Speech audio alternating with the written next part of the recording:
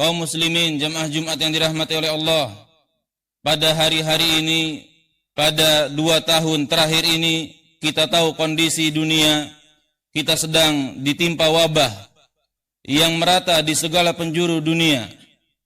Sebuah wabah, sebuah virus yang tidak terlihat oleh mata kita. Seolah-olah Allah Subhanahu wa Ta'ala ingin mengulang apa yang mungkin kita ragukan yang terjadi pada masa lalu. Kita membaca bagaimana Namrud, seorang raja yang berkuasa, seorang raja yang sombong, Allah Subhanahu wa Ta'ala matikan hanya dengan seekor nyamuk yang masuk melalui hidungnya. Kemudian nyamuk tersebut merusak apa yang ada di kepalanya. Dan Allah Subhanahu wa Ta'ala ketika Allah bercerita tentang hal tersebut, sebagian di antara kita mungkin ragu. Apakah cerita ini benar? Apakah hal ini benar-benar terjadi? Seekor nyamuk bisa membunuh seorang raja yang berkuasa. Dan Allah Subhanahu wa Ta'ala tunjukkan pada hari ini, kita bisa ambil pelajaran. Ada makhluk yang lebih kecil, ada makhluk yang bahkan tidak terlihat oleh kasat mata, membuat bingung negara adidaya. Kaum muslimin yang dirahmati oleh Allah Subhanahu wa Ta'ala, di tengah-tengah saat ini angka penularan COVID-19 kembali melonjak. Kita melihat banyak orang ditimpa sakit, dan kita sadar pada hari ini kita benar-benar dekat dengan kematian. Hari ini orang terlihat sehat, 1 pekan, 2 pekan kemudian kita mendengar kabar dia telah meninggal.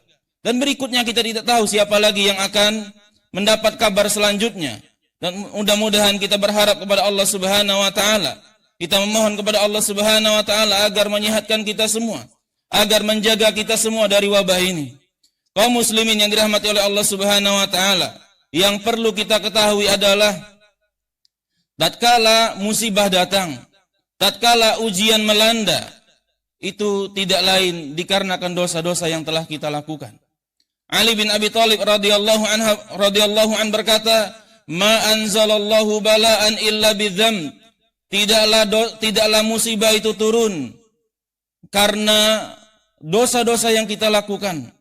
Wala rufi'a illa bittaubah, dan tidak diangkat musibah tersebut kecuali dengan taubat. Allah Subhanahu wa Ta'ala berfirman dalam hadis qudsi, ya ibadi, wahai hamba-hambaku, innakum tukhti'una bil-laili wan-nahar, wahai hamba-hambaku, sesungguhnya kalian banyak melakukan dosa siang dan malam. Wa ana aghfiru dzunuba jami'a, dan aku mengampuni semua dosa. Semua dosa. Betapa besar pun orang merasakan dosa yang dia perbuat, Allah katakan ana aghfiru dzunuba jami'a, aku ampuni dosa kalian betapapun besarnya. Fastaghfiruni, minta ampunlah kalian kepadaku. Aghfir lakum, aku ampuni dosa-dosa kalian.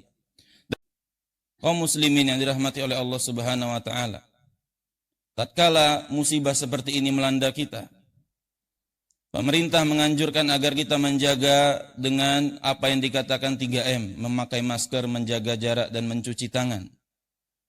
Namun, ada pandangan lain dari sisi agama. Ada perlu yang kita lakukan dari bimbingan agama kita selain bimbingan medis, yaitu kita bertaubat kepada Allah Subhanahu wa Ta'ala. Kita memohon ampun kepada Allah Subhanahu wa Ta'ala. Banyak-banyak beristighfar. Musibah ini sudah 2 tahun melanda kita. Jangan sampai kita bosan, minta taubat, minta ampun kepada Allah Subhanahu wa Ta'ala. Kemudian kita berdoa kepada Allah Subhanahu wa Ta'ala. Banyak orang meremehkan doa. Sampai-sampai Imam Asy-Syafi'i mengatakan, atahza'u bid-du'ai wa tasdarihi. Apakah engkau mengejek doa dan melecehkannya, merendahkannya? Fama tadri ma sana'ud du'a'u. Berarti engkau belum tahu apa yang bisa dilakukan oleh doa. Kita menemukan banyak orang tua yang mengkursuskan anaknya di tempat-tempat terbaik agar anaknya menjadi pintar. Kita tahu orang tua yang menyekolahkan anaknya di sekolah-sekolah yang terbaik agar anaknya punya karakter, punya akhlak yang baik. Disekolahkan ke pesantren supaya dia menjadi anak yang berakhlak yang baik. Apakah anak tersebut jadi sesuai dengan apa yang dia inginkan? Belum tentu. usaha maksimal dia belum tentu berbanding dengan hasil yang dia inginkan. Namun tatkala orang tua ini dia berputus asa, dia tidak sanggup lagi, tidak mampu berharap kepada manusia, kepada guru anak-anaknya, kepada sekolah anak-anaknya. Dia berdoa kepada Allah Subhanahu wa taala di tengah malam, "Ya Allah, beri petunjuk kepada anakku." Kemudian anak jadi orang yang baik. Kemudian dia masih mengatakan doa itu, usaha itu lebih baik dari doa. Padahal dia menyaksikan sendiri dengan mata kepalanya, usaha dia maksimal tidak berbanding lurus dengan doa kualitasnya, hasilnya.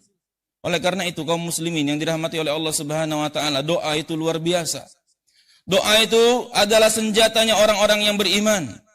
Kita tidak mampu mengubah kondisi, dan Allah Subhanahu wa taala lah yang menetapkan kondisi, dan dia juga yang mampu mengangkatnya.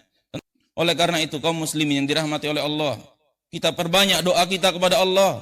Jangan sampai di masa-masa pandemi seperti ini kita hanya memikirkan diri kita sendiri.